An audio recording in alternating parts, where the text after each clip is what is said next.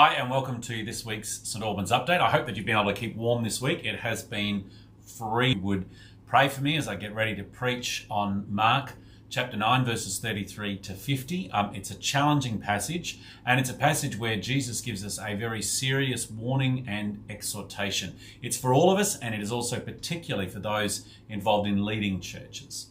So do pray that we will all have ears to hear him speak and hearts that long to obey him. Please pray for Devon as he leads the service and for all those who are involved in serving us in various ways on a Sunday.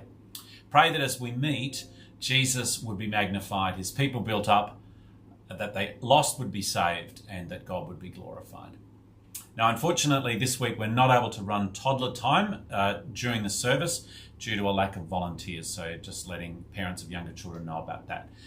Parents, I'm going to mention something a little bit later, but we're really wanting you to pay attention to your children during our morning tea time and in the courtyard and keep the gates closed. I'll say more about that in a moment.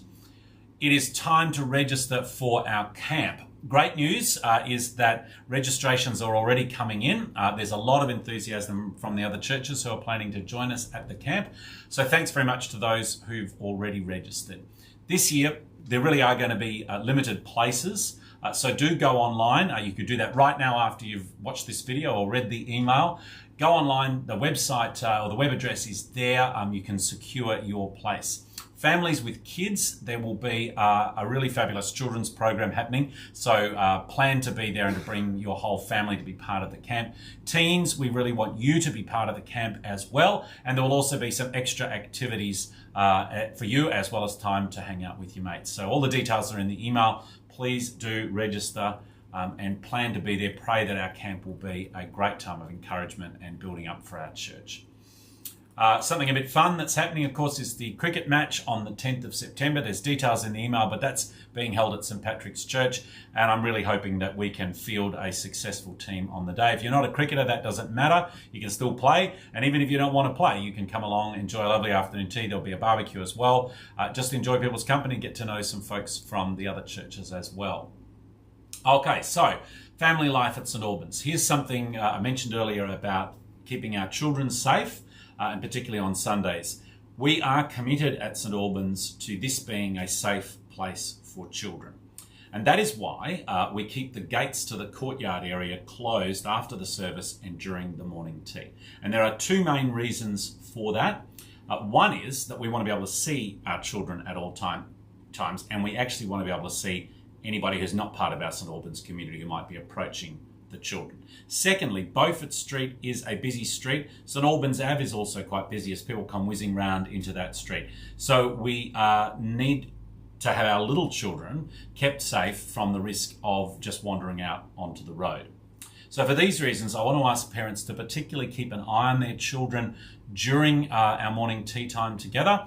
Ask them not to go outside the gates onto the front lawn unless they are accompanied by a parent, preferably two parents. So that's really important. Secondly, can we all keep an eye on the gates to make sure that they are closed, except when someone's going in or out, so that little ones are not trailing out behind someone who's leaving.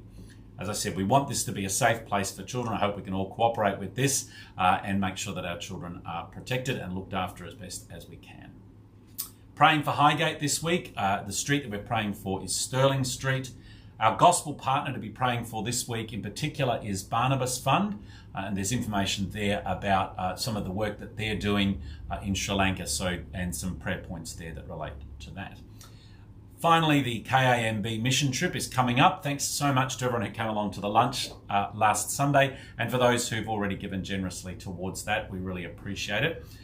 We will be travelling to the Thai-Myanmar border at the end of September to teach at a training event for Anglican clergy and lay leaders. So please pray for me as I prepare to teach the clergy, Marsha as she prepares to teach the lay leaders, who are particularly, or mostly women in that group, and for Charlotte as she teaches those who are involved in children's work. They've asked us to teach from the book of Galatians, and I'm really looking forward to that, and they really want us to focus on the idea of unity in the gospel. There are three ways that you can be involved. One is please pray for us. Pray for us as we plan and get ready and prepare the material. Pray for all of the folks up there who'll be participating in it, that they'll be able to get their travel plans organised. Some of them do have to go through quite a business to be able to get to and attend this conference. So please do pray for that. Pray that it will be a really fruitful time of learning. Secondly, you could give towards the costs. That goes to cover the cost of travel, accommodation and resources, both for the participants and for the team. And thirdly, you could consider joining us.